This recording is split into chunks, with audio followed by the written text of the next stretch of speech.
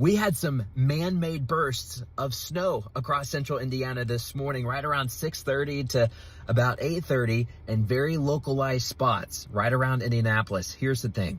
We had smokestacks or different steam stacks out there that were feeding into this low layer of freezing fog and extra clouds that you fed it just right with some extra warmth and particulates that we created some snow, especially northwest side of Indy.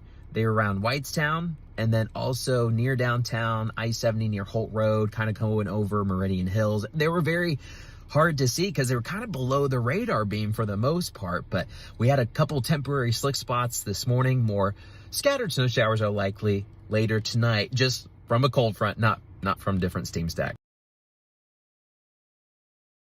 Okay, wow. So we made our own snow, Yeah. Rob. Okay, so the best way to describe this is like this. The atmosphere is saturated, right? We've seen the clouds in place all day. It's kind of hazy and foggy out there. Think of it like a glass of water that is filled to the absolute rim on a desk. If you leave it there, it's stable. The water is not going to fall out of the glass, right? It's there, it's stable, but it's filled all the way to the rim. If you bump that glass, a little will spill out. And the steam stacks that he's talking about there is just like that little bump of the glass. Just enough to spill a little bit of that moisture out of the atmosphere. Wow. And that's what we were seeing there. It's not uncommon in some locations to see that.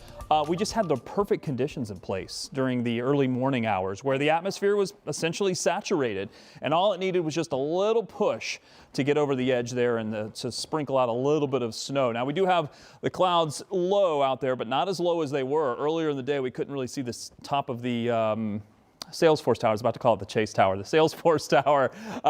Temperatures are into the 20s right now. South or southwest winds, those plumes of little light snow that were falling down were from southwest to northeast, so we know that they were driven by the winds. But overall, things have quieted down for the most part, but we are watching this system. Now, this is the one that Matt was talking about that's going to bring us a chance. Has nothing to do with those steam stacks, just a little front that's going to move through, bring some colder air, some slightly colder air, but also maybe just enough to squeeze out a little bit of that moisture to bump the glass, so to speak, and we might get a couple of snow flurries or some light snow showers, enough to put down maybe a dusting to about a ½ an inch.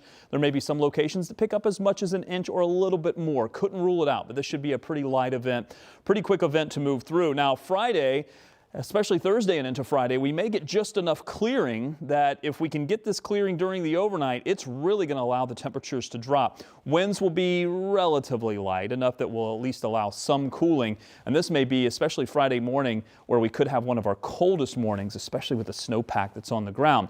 The problem is this pattern that we're in, every little system that moves through here, weak though it may be, some are going to pass to the north, some are going to pass to the south, like this one late Saturday, but I think another one may arrive as we look to Sunday. Each little system that moves through may be pesky, it may be a bit of a nuisance, and it may be just enough to put down a little bit of light snow as it moves through. So when you look at the 7-day forecast, you're going to see a lot of snow chances in the forecast. It's because of these weak little systems that are moving through, and we have the cold air in place. Look at the highs this week.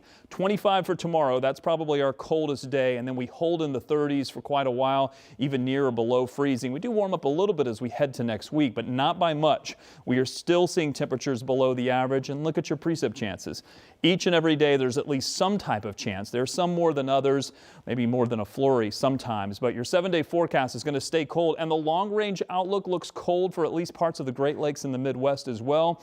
There's your 7-day forecast with temperatures holding near freezing from Friday all the way through Monday and into Tuesday, although there is a bit of a warm-up. And those snow chances look to stay with us for a couple of days, especially Sunday and into Tuesday.